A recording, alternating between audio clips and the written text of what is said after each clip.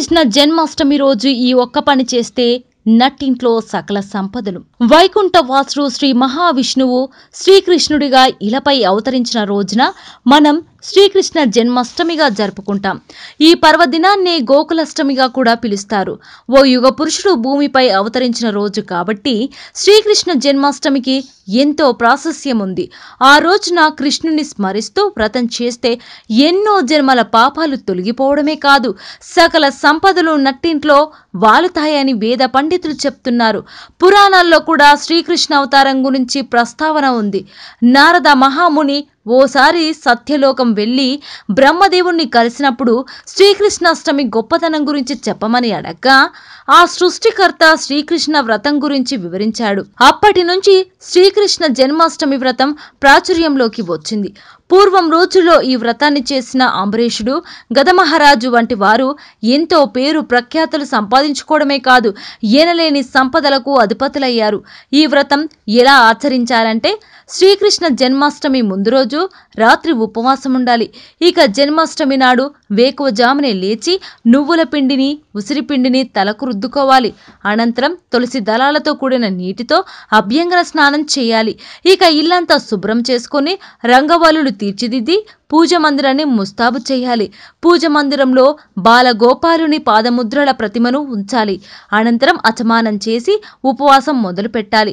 శ్రీకృష్ణుని పూజించే సమయంలో భాగవతం దశమస్కందంలోని శ్రీకృష్ణుడి పుటక, బృందావనంలో ఆయన బాల క్రీడలు చదవడం లేదా వినడం చేయాలి.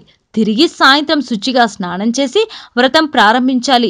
ప్రత్యేకంగా పూజపీఠం ఏర్పాటు చేసి దానిపై బియ్యంతో ముగ్గు వేయాలి. పీఠం మధ్యలో బియ్యం పోసి దానిపై కలశం పెట్టుకోవాలి.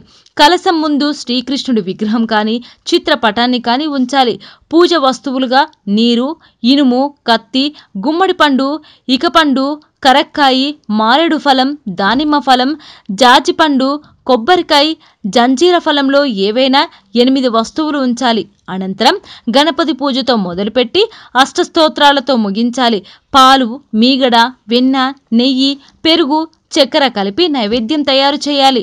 ఉన్నవాళ్లు పిండి వంటలు కూడా సమర్పించుకోవచ్చు. చివరిగా వ్రత కథను చదివి అక్షంతలు వేసి నమస్కరించాలి. దాంతో వ్రతం సమాప్తమవుతుంది. ఇక తర్వాత ఉపవాస దీక్ష విరమించి భోజనం చేయాల్సి ఉంటుంది. ఈ చిన్న వ్రతం చేయడం ద్వారా శ్రీకృష్ణుడి నిత్య సంతోషం మన ఇంట్లో కొలువుదీరుతుంది. ఆనందంతో కలకలలాడుతున్న మన నట్టింట్లోకి లక్ష్మీదేవి నడుస్తూ వస్తుంది.